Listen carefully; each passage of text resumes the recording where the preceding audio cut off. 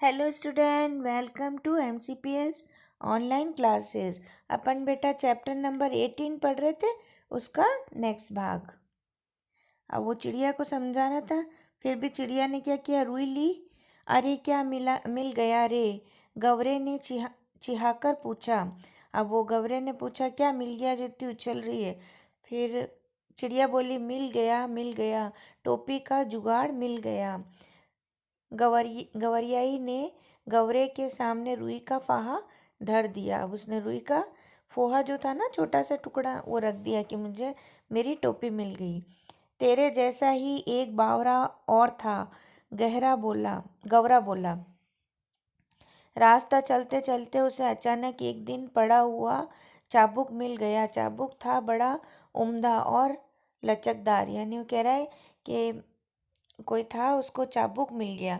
चाबुक बहुत उम्दा था, उम्दा यानी बहुत अच्छा था, लचकदार था।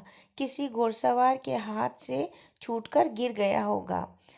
चाबुक हाथ लगते ही वह बावरा चीखने लगा। बावरा था, पागल था, चीखने लगा, उसको मिला तो। आपको भी बेटा कोई चीज़ ऐसी अनोखी मिलती है, आप भी कितने खुश होते हो, ऐसे वो भी बहुत खुश हुआ। चाबुक तो मिल गया, बाकी बचा 3 घोड़ा लगाम जिन। अब ये तीनों तो रास्ते में पड़े मिलने से रहे। अब देखो, चाबुक तो मिल गया, मगर घोड़ा लगाम ये सब कहाँ मिलेगा, है ना। चाबुक मिलने से क्या होता है, तो वो ऐसे ही राजी हो रहा है, उसको पता ही नहीं कि सब चीज़ें भी चाहिए इसके लिए। सब काम धंधा छोड़ वह बावरा ताउम्र यह रटता रहा, बाकी बचा 3 घोड़ा लगाम जिन जिन। अब देखो, सारी उम्र उसने सारा काम छोड़ दिया और एक ही लगन लगा ली कि भाई एक चीज़ तो मिल गई है, अब बाकी बस ये घोड़ा और ये लगाम और जिन चाहिए मुझे।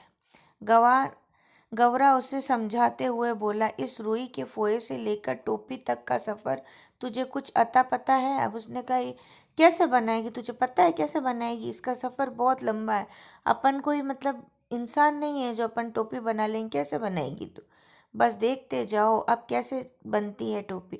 अब वो जो चिड़िया है ना, गवरिया, वो कहती है, अब तुम आप देखते जाओ कि कैसे बनती है टोपी।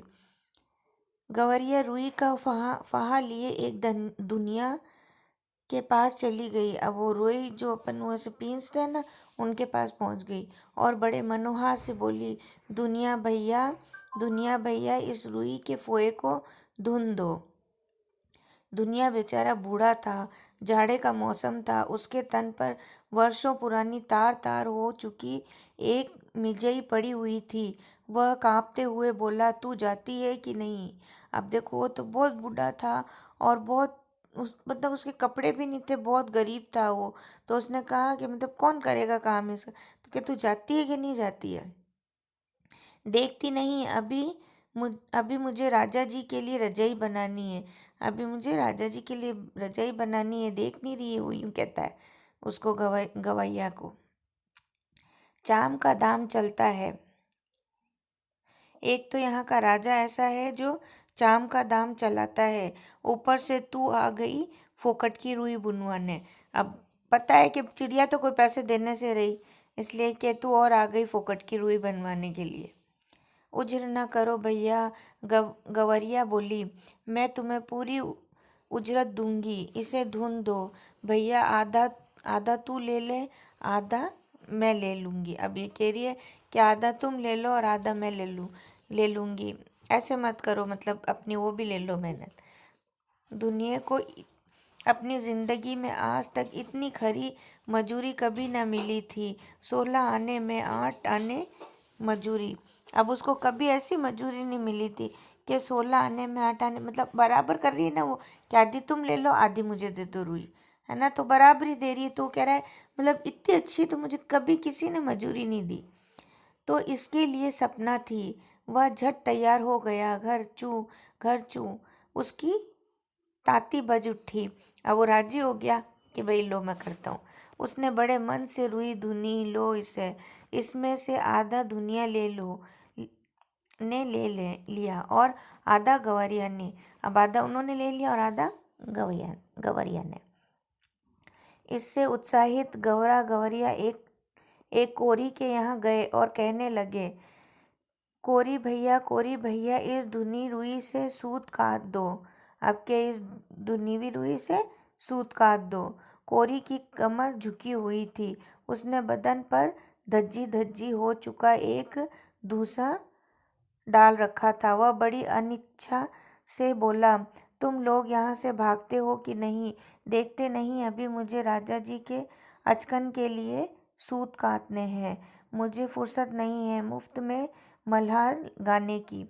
अभी के ना आ गए फोकट में काम करवाने के लिए। अभी मुझे राजा जी का काम करना है, तो मैं ये नहीं करूँ। और वो भी बहुत गरीब था, उसकी पूरी कमर झुकी हुई थी। भैया इस मुल्क में सब काम क्या राजा जी के लिए ही होता? अभी के भैया इस मुल्क में सारा काम क्या राजा के लिए होता है? ये मुल्क है कि क्या है? दूसरों के लिए काम नहीं होता है क्या? गवरिया अचरज से बोली, तू किस मुल्क से आई है? कोरी ने उसे भर आँख देखा। अब उसने कहा, तू किस मुल्क से आई है? तू भी तो इसी से हुए है ना? जानती नहीं यहाँ का चलन? खट से मरे बरदा, बैठा खाए तुरंग। यहाँ सब काम राजा जी के नाम पर और राजा जी के लिए होता है। राजा जी के लघुए भगुए भी तो बहुत हैं, इसी में उनका भी काम होता है। अब ये क्या है कि राजा जी का तो काम करना ही ज़रूरी है, और उसके साथ में जैसे लघुए भगुए मतलब जो लगाई बुझाई का काम करते हैं ना इधर उधर, तो कि वो भी तो बहुत सारे हैं, उनका भी तो काम करना पड़ता है। वरना ना करें तो वो भिड़का दे राजा को और राजा हमें मरवा दे। इसलिए उनका काम भी करना ज़रूरी है। मुकरो मत भैया, हम तुम्हें माकुल मुआवजा देंगे। वो कहे, जो होगा वो मैं मुआवजा दूंगी इसका। गवरिया बोल पड़ी, इसे काट दो, आधा तुम ले लो, आधा मैं ले लूँगी। अब बच्चा ये इतना सा तो फोया था, उसमें से भी आधा उसे दे दिया बुनने के लिए, अब आधा इसे दे रही है। कोरी भी तैयार हो गया। इतनी वाजिब मजूरी कर काम न करना मूर्खता होती। तन तन करके उसकी तकली चरखी ताता थैया करने लगी। अब जैसे तन तन करके नहीं काम करते, कई बार आपका मन नहीं होता, मम्मी कहती है काम कर दे, तो कैसे गुस्से में करते हो, इसी तरह इसने भी गुस्से में काम किया, मगर फटाफट कर दिया कि भाई मजूरी तो अच्छी मिल रही है। काफ़ी महीन और लच्छेदार सूत काट दिए उसने। कदम कदम पर मिलते कामगारों के सहयोग से गवैया को आगे बढ़ने पर उकसा दिया। इसके बाद वे दोनों एक बुनकर के पास गए और इसरार करने लगे, बुनकर भैया इस कते सूत से कपड़ा बुन दो। बुनकर उन्हें अकबक होकर देखने लगा। हटते हो कि नहीं यहाँ से? देखते नहीं अभी मुझे राजा जी के लिए बागा बुनना है। वो कहे कि तुम फोकट में आ गए बुनवाने के लिए, देख रही नहीं हो कि राजा जी के लिए मुझे बागा बुनना है। अभी थोड़ी देर बाद ही राजा जी के कारिंदे हाजिर हो जाएंगे। साव करे भाव तो चबाव करे चाकर। इतना कहकर बुनकर अपने काम में मशगूल हो गया। अब देखो, एक चिड़िया को एक टोपी के लिए कितनी मेहनत करनी पड़ रही, मगर वो थक नहीं रही है। वो कह रही मैं तो टोपी पहन के रहूंगी। अब उसमें बचेगा क्या, ये बताओ। देखो, अब दो तीन जनों को तो उसने दे दिया। अब कितना छोटा सा तो फोआ मिला था। चिड़िया का होती कितनी है, इतनी सी होती, उसमें भी इतना सा फोया उसको दे दिया, आधा उसको दे दिया। अब ये क्या मांगता है, देखते हैं आगे। ठीक है बेटा, इसका नेक्स्ट भाग अपन नेक्स्ट क्लास में पढ़ेंगे। Thank you.